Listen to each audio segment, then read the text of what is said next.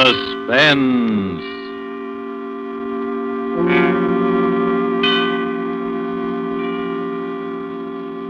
This is the Man in Black, here again to introduce Columbia's program, Suspense.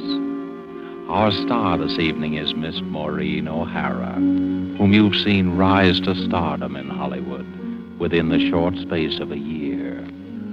Her performances in the 20th Century Fox production, How Green Was My Valley, then more recently in The Immortal Sergeant, and now currently in the RKO production, This Land Is Mine, have given her an enviable place in the ranks of America's new film favorites. Miss O'Hara makes her first appearance on our suspense stage tonight as the heroine of A Study in Homicidal Mania, The White Rose Murders by Cornell Woolrich, which is tonight's tale of suspense. If you have been with us before, you will know that suspense is compounded of mystery and suspicion and dangerous adventure. In this series are tales calculated to intrigue you, to stir your nerves, to offer you a precarious situation and then withhold the solution until the last possible moment. And so it is with The White Rose Murders and the performance of Maureen O'Hara. We again hope to keep you in suspense.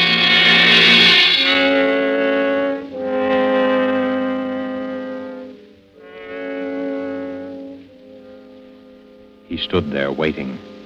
He knew that presently they would come out of the second-rate dance hall, out into the dimly lit street.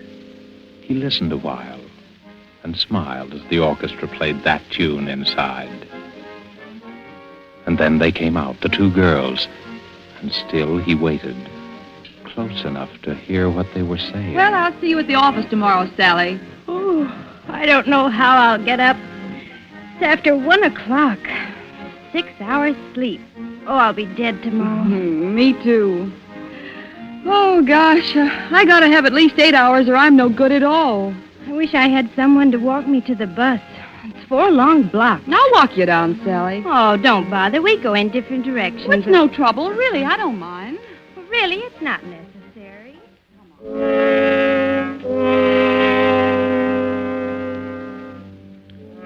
In the narrow alley that divides the dance hall from an ugly office building, he stood smiling.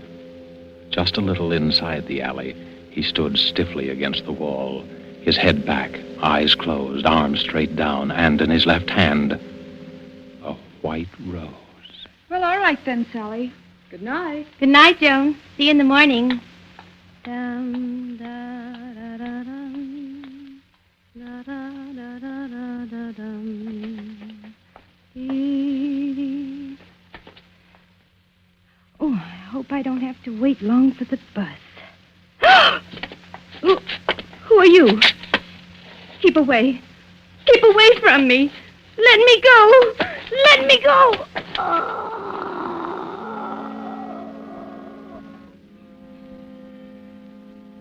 The girl is dead. Tenderly, the figure straightens her hair and gently places the limp body on the ground. Then he opens her clenched fist, and carefully, so that the thorns will not bruise her flesh, he places in her hand the white rosebud.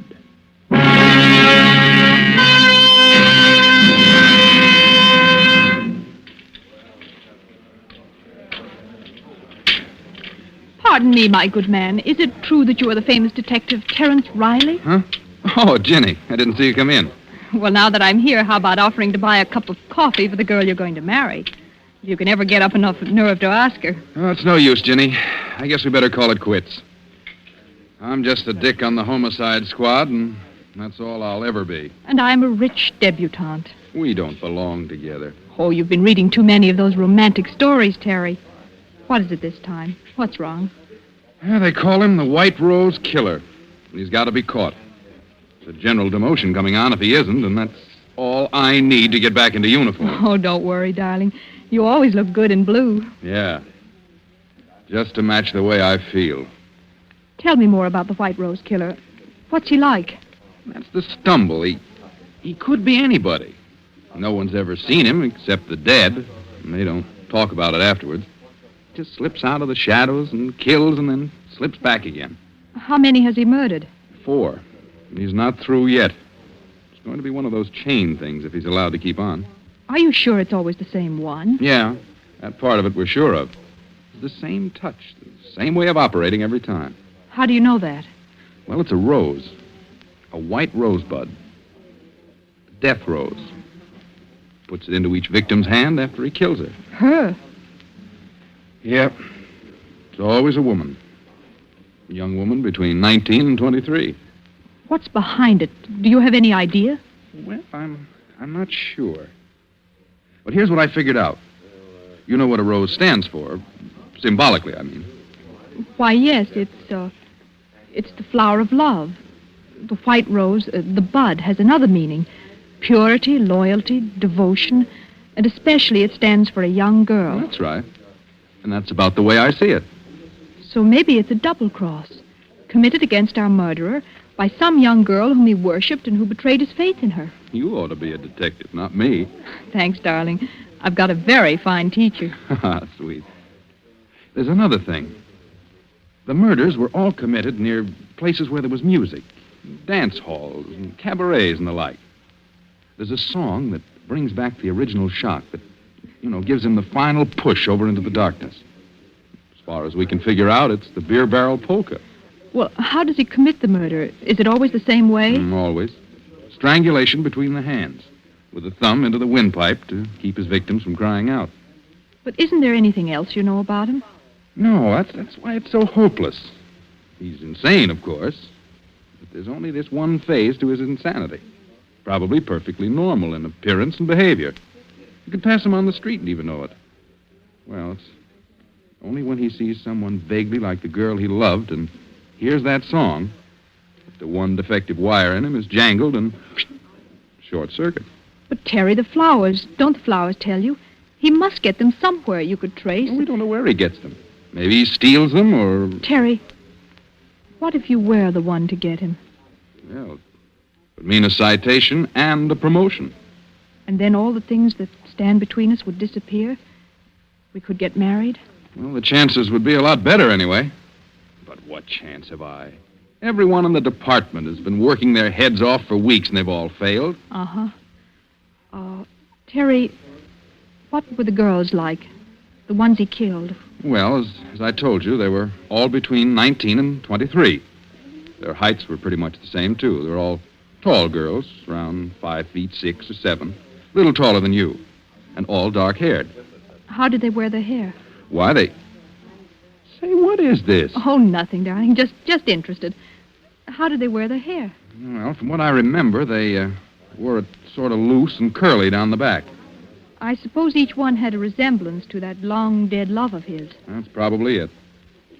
Well, anyway, that's how the record stands. And we're all waiting for it to happen again. I see. Terry, I'd like to go home now. I shouldn't have told you all that stuff. I've given you the creeps. Oh, come on, Terry. Take me home.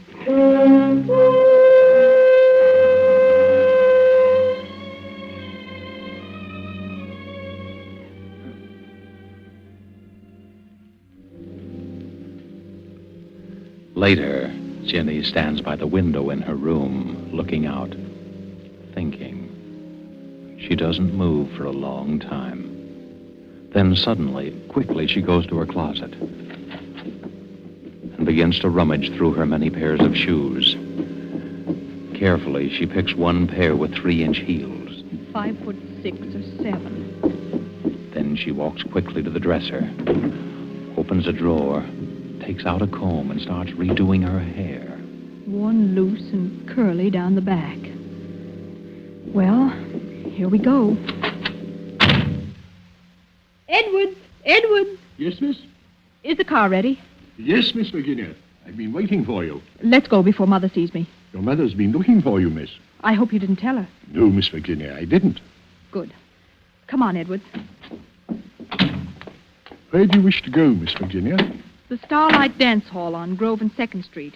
The Starlight, miss? Yes, Edwards, that's the place. I wouldn't go there unescorted if I were you, miss.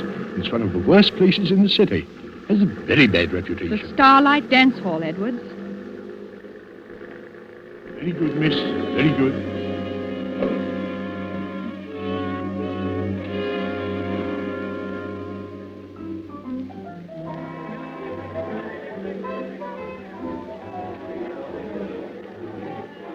Ginny walks slowly around the low-lighted dance hall, trying to make herself conspicuous. A tall figure leaning against a pillar watches her intently as he idly smokes a cigarette. He doesn't seem to belong there. His clothes don't have the nattiness of a dance lover. Ginny pauses not far from him. Deliberately, he throws his cigarette on the floor, steps on it, and slowly walks over to her.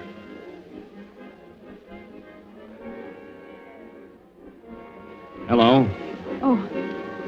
Oh, hello. You're not with anyone, are you? Oh, no, I'm alone. I thought so.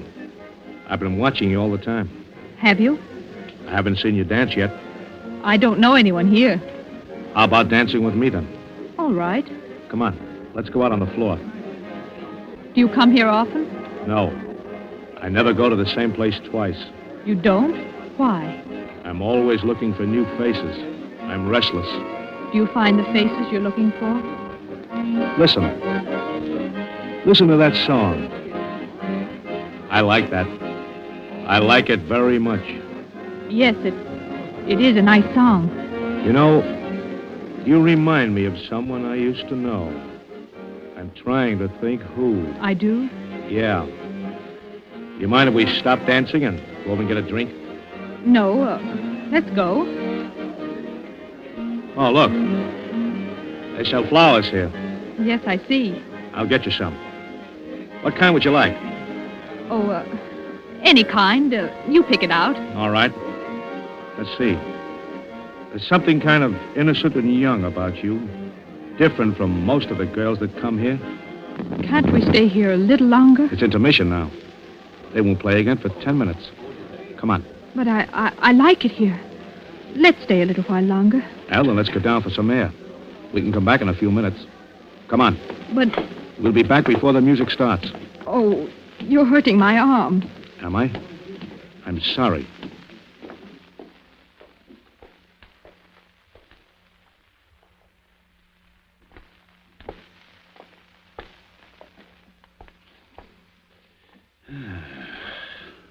Fresh air smells good, doesn't it?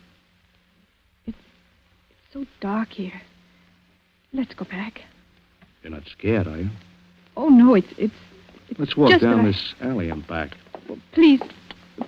No, you Let me don't. go. Oh! Thanks. That's a lovely necklace, beautiful. Why, you're just a cheap Shut up. thief. All you wanted was my necklace. So long, beautiful. Look out. What's the matter? Behind you, look. Holy. She's dead. A girl. Murdered. With a white rosebud in her hand.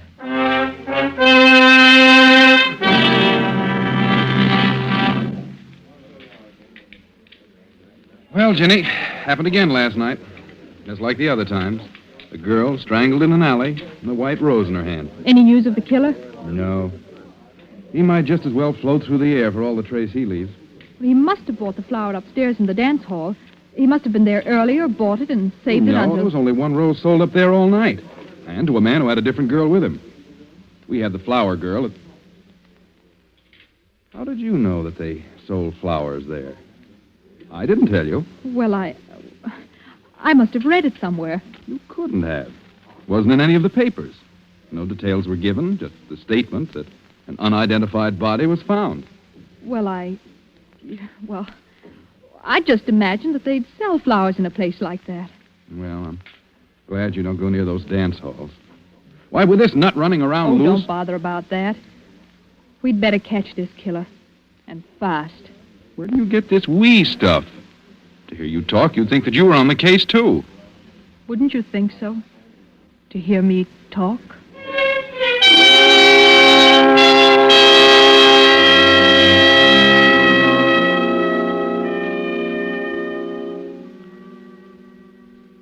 Again, Ginny tours the low dives, hunting for the White Rose Killer. Her search carries her to the waterfront. And as she walks past each dingy bar, she listens to the jukebox music.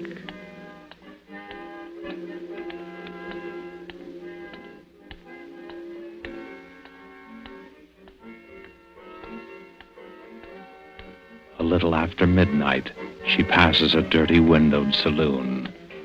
The thin music catches her ear.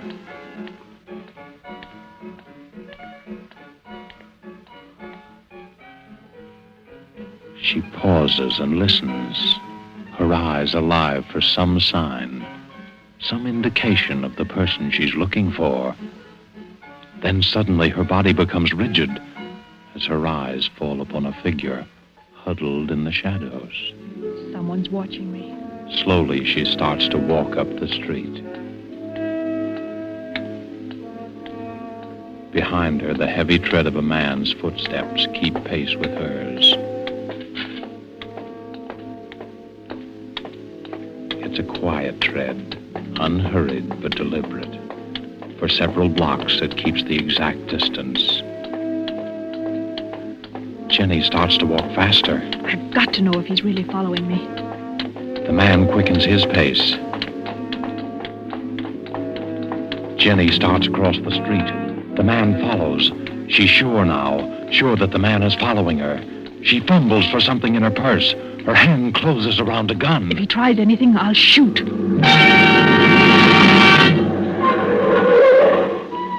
You in any trouble, lady? Oh, no, officer. It's all right. You scared him away. Scared who away? Oh, just a man who wanted to bring me flowers. That's all. Well, he brought you one anyhow, lady.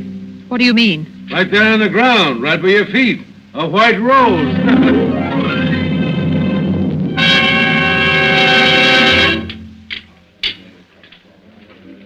Coffee, Mabel. Sure, coming right up.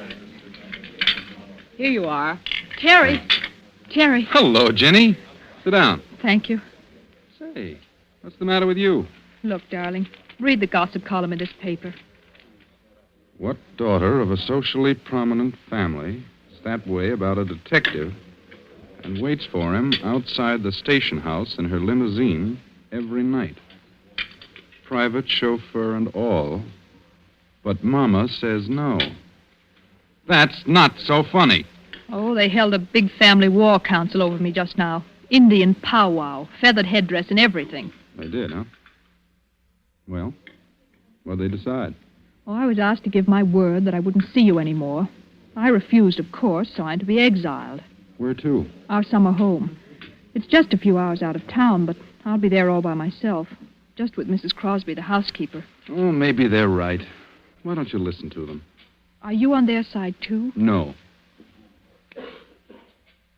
When are you leaving? Right away. Edwards is driving me out. I just slipped out to let you know. Here's the address and phone number of the place in case you want to reach me. Don't lose it. I won't. Well, what's new and exciting about the White Rose Killer? Our famous lover of flowers? We're still trying to track him down. I suppose I'll go looking for him at the flower show that's just opened. Oh, a flower show just opened? Yeah. Well, goodbye now. I'll be seeing you.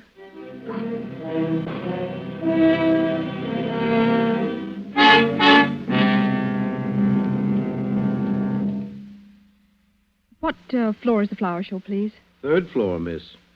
3, please.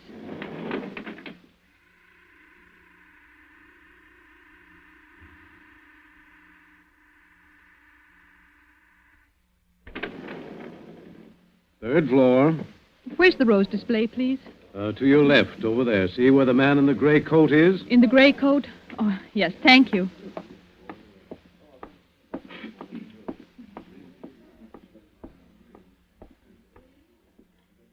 They are lovely, aren't they? Oh, you startled me.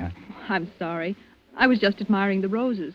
Oh, yes, the nicest flowers here. I just can't keep my eyes off them. Yes, you can feel that way about some flowers. Well, that's the way I feel about white roses. Have you been here long? I really don't know. I suppose so. You see, I've come here every day since the show opened. I like to be near the roses, the white roses. Those big ones are nice. No, I like the little ones best, the little tightly curled rosebuds. They're so little and innocent. Oh, well, I really better be going. Are you going down? Yes.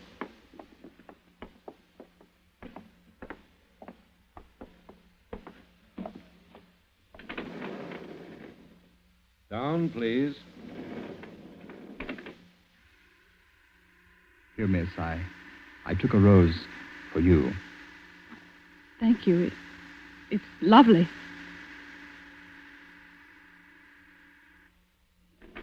Would you care to have a drink with me? Why, yes, thank you. I know of a little place a block or two down there. They have nice music. We'll go there. All right, whatever you say.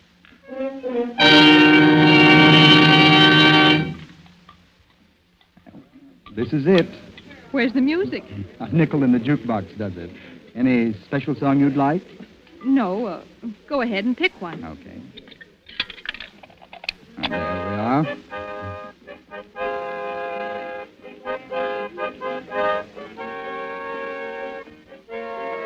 Oh, that's my favorite song. Reminds me of a girl I used to know. Oh, excuse me, I want to powder my nose. I'll be right back. Do you mind? No, of course not.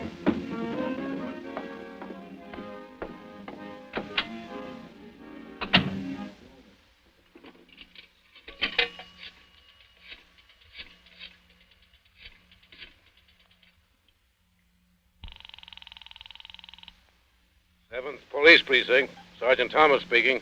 Hello, is Terry Riley there? Just a moment, I'll see. Please hurry, it's important. No, sorry, miss. Terry Riley's not here just now. Oh, will you tell him that I can't keep that date with him. Goodbye. Do you always go to the phone booth when you want to powder your nose? Why, I had to make a call. Uh-huh. Well, I'm afraid I'll have to leave you. Oh, wait, let me come with you. I'm sorry, miss, but I've got other things to do. Oh, What's the matter? that car, someone that knows me. Let's get away from here. That's just what I'm going to do. So long, lady. Wait, please don't go. Miss Virginia. Miss Virginia. I'm sorry, Miss Virginia, but I must speak to you for a minute. Oh, Edwards, what do you I'm want? sorry, miss. You'd better come with me at once. I've been looking for you everywhere. Your mother's been taken seriously ill. Mother? Where is she? She's out at the country place, miss. I drove her there shortly before dinner. She wanted to pay you a surprise visit. Oh, I believe the shock of not finding you there upset her, miss. is she very bad? She had the doctor with her when I left. Mrs. Crosby has gone away for the day. Your mother needs you, miss. Well, let's go. Hurry, Edwards, please. Right, miss.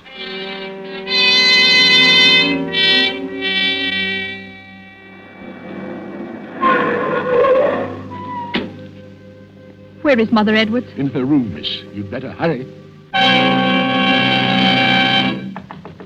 Mother? Mother? It's Ginny. Is the doctor in there with you? Mother? Why, there's no one here. The room's empty. The bed hasn't been touched.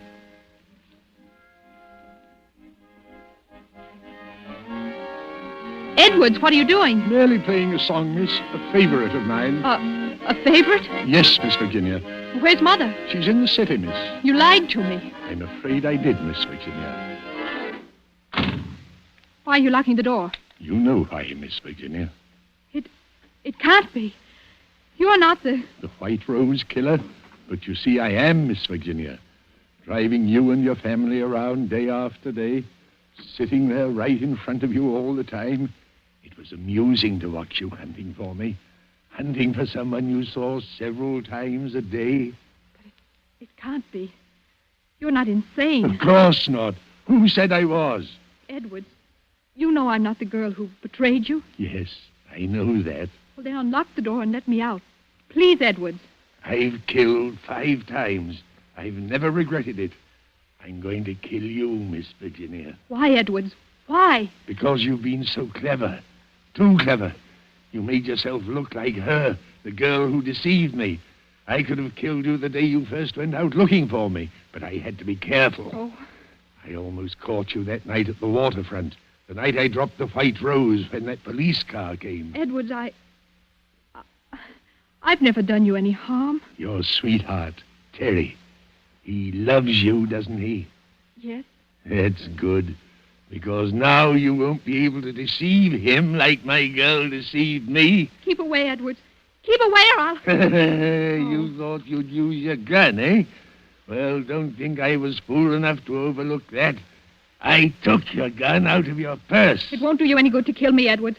I didn't have anything to do with... No, and you're not going to have a chance to break another man's heart like she broke mine.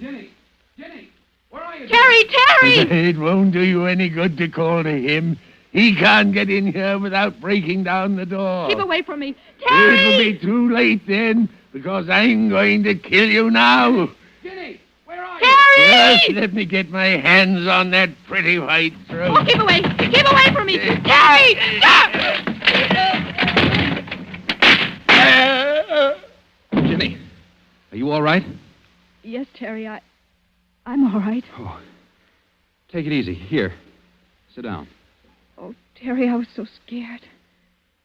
There was nobody here but Edwards and I. How did you know where I was? Oh, it was simple. You were supposed to meet me at the coffee shop. You never broke an appointment, and when you didn't show up, I called the number you gave me. You told me the housekeeper was here all the time, and when there was no answer, I got suspicious and came down. Besides, when I got a message down at headquarters that you had to break a date with me, I knew something was wrong. Are you sure you're all right? Yes, I'm,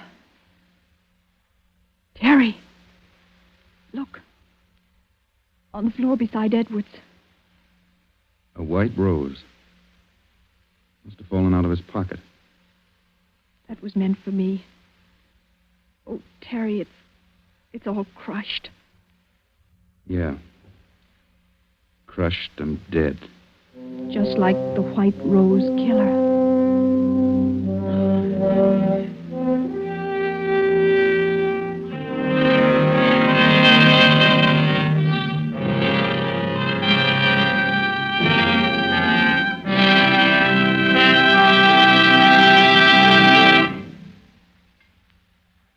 And so closes The White Rose Murders, starring Maureen O'Hara.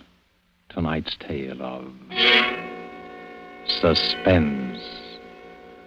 This is your narrator, the man in black, who, speaking for Columbia, hopes you have enjoyed Miss O'Hara's performance and our play.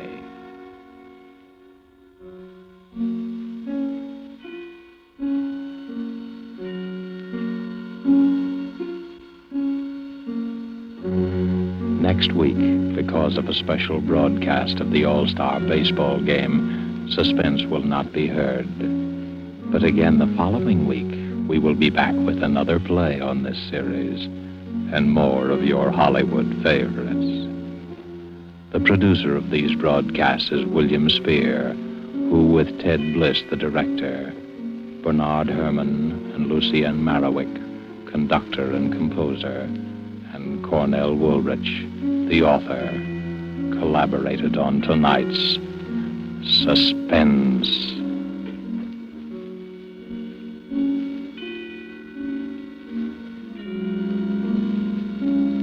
This is CBS, the Columbia Broadcasting System.